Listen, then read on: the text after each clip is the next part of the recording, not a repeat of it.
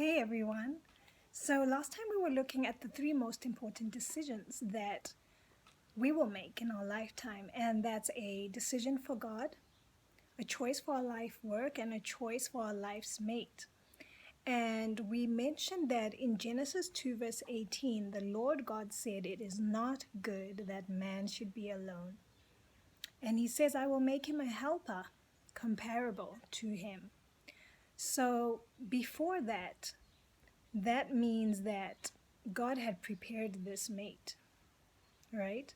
And so we are going to be talking about how to prepare to be a mate in this video. We will in future then look at how to choose a mate, the real purpose of marriage, and finally how to build happy families. So now as we strive to look at how to prepare to be a mate, let's turn to Genesis 2, and we're going to read from verse 7. And it says, "And the Lord God formed man of the dust of the ground, and breathed into his nostrils the breath of life, and man became a living thing." And next we're going to read, "The Lord God took the man and put him in the Garden of Eden to tend and keep it." And then verse 16 of Genesis 2 says, "And the Lord God commanded the man, saying, Of every tree of the garden you may freely eat, but of the tree of the knowledge of good and evil you shall not eat. For the day that you eat of it, you shall surely die." So we see a few things here, and these things are some things that we need to consider and to be working on as we're preparing to be the mate of our lives, for the mate of our life, right? So the first thing that we learned here is that we need to have a relationship with God. Adam was created by God, and God made him a living being. And for God to then take the man and put him in the Garden of Eden to tend and to keep it, that means they had a relationship. That means God had given him a set of expectations that he had, and they understood one another. And so Adam had a relationship with God. And through spending this time with God, this is how he acquired his sense of identity. He knew who he belonged to, and he also knew what he was created to do. It was made known to him by the God who created him. And so that means, number one, as we prepare, we need to have a relationship with God. I cannot stress this enough, because without that, then we cannot be trusted to even be able to be a mate to the other person, because we don't have a sense of identity. We don't know who we are. We, in essence, will not have a sense of direction for where we're going. Okay, so number one, we've got that across. Have a relationship with God. It helps us with character formation, helps us to know who we are and what we're about. Okay, then we can look at number two now. Adam was given his life work by God. God told him, "Here you are, you're in the garden." And in verse 15 it says, "Tend to it and keep it." So we are not preparing to meet a mate unless we are working towards our life work.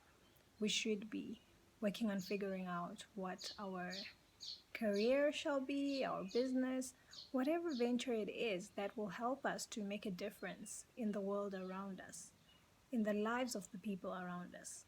How can we make an important impact in the space that we're planted in?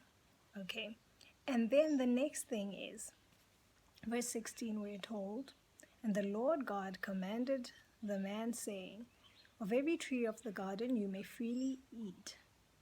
But in verse 17 of Genesis 2, Adam is told, but the tree of the knowledge of good and evil you shall not eat.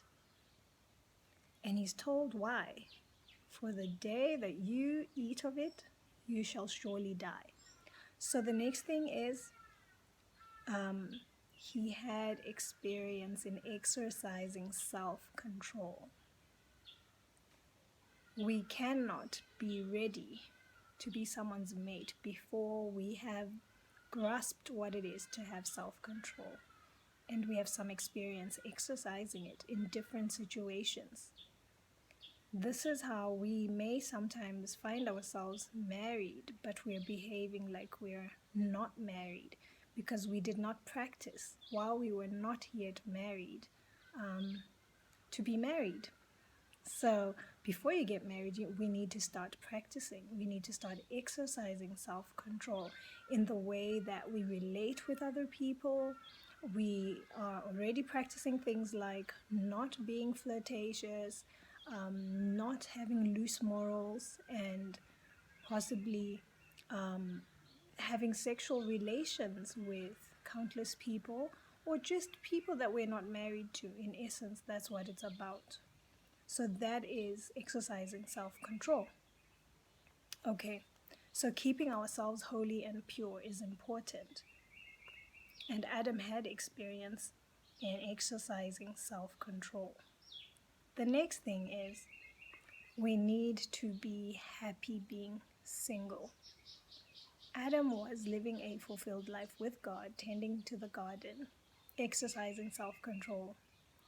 And then God is the one who said, notice it's not Adam who said, okay, God, I'm done being alone now. No, it was God who said it is not good for him to be alone, because God realized, okay, this man I've created has a relationship with me. He has sound character. Okay, this man has a life work. He has a home. Remember, he's been placed in the garden by God. So he has a home. He has a life work, career, job, business, whatever it is. And he's happy. He's happy with God. Remember, marriage is two whole people coming together for the glory of God. It's not one behaving as a crutch for the other.